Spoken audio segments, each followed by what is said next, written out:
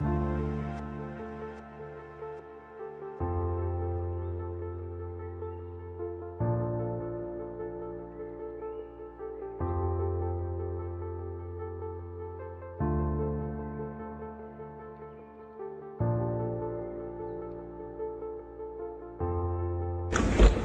and gentlemen, the very word secrecy is repugnant in a free and open society, and we are, as a people, inherently and historically opposed to secret societies, to secret oaths, and to secret proceedings.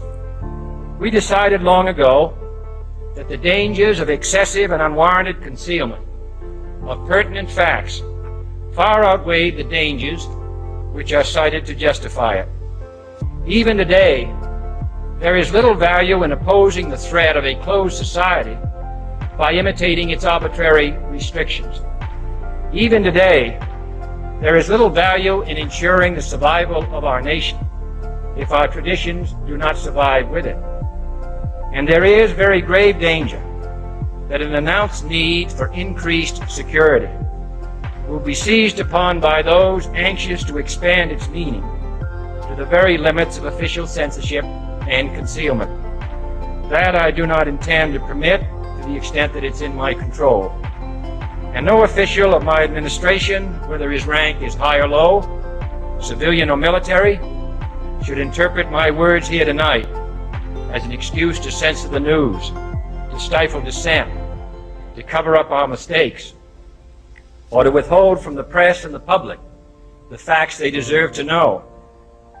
For we are opposed around the world by a monolithic and ruthless conspiracy that relies primarily on covert means for expanding its sphere of influence, on infiltration instead of invasion, on subversion instead of elections, on intimidation instead of free choice, on guerrillas by night instead of armies by day. It is a system which has conscripted vast human and material resources into the building of a tightly knit, highly efficient machine that combines military, diplomatic, intelligence, economic, scientific, and political operations. Its preparations are concealed, not published. Its mistakes are buried, not headlined. Its dissenters are silenced, not praised. No expenditure is questioned, no rumor is printed, no secret is revealed. No president should fear public scrutiny of his program, for from that scrutiny comes understanding, and from that understanding comes support or opposition, and both are necessary. I am not asking your newspapers to support an administration, but I am asking your help in the tremendous task of informing and alerting the American people. For I have complete confidence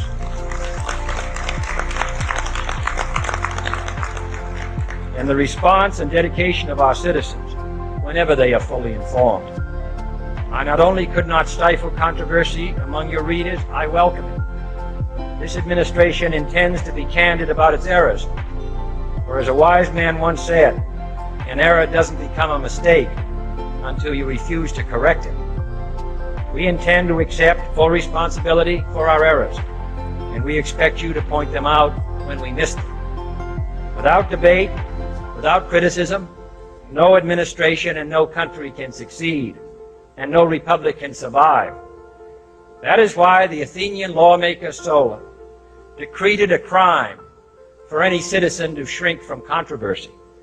And that is why our press was protected by the First Amendment, the only business in America specifically protected by the Constitution, not primarily to amuse and entertain, not to emphasize the trivial and the sentimental, not to simply give the public what it wants, but to inform, to arouse, to reflect, to state our dangers and our opportunities, to indicate our crises and our choices, to lead, mold, educate, and sometimes even anger public opinion.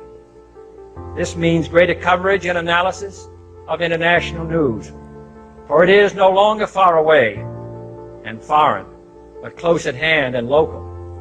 It means greater attention to improved understanding of the news, as well as improved transmission. And it means, finally, that government at all levels must meet its obligation to provide you with the fullest possible information outside the narrowest limits of national security. And so it is to the printing press, to the recorder of man's deeds, the keeper of his conscience, the courier of his news, that we look for strength and assistance, confident that with your help, man will be what he was born to be, free and independent.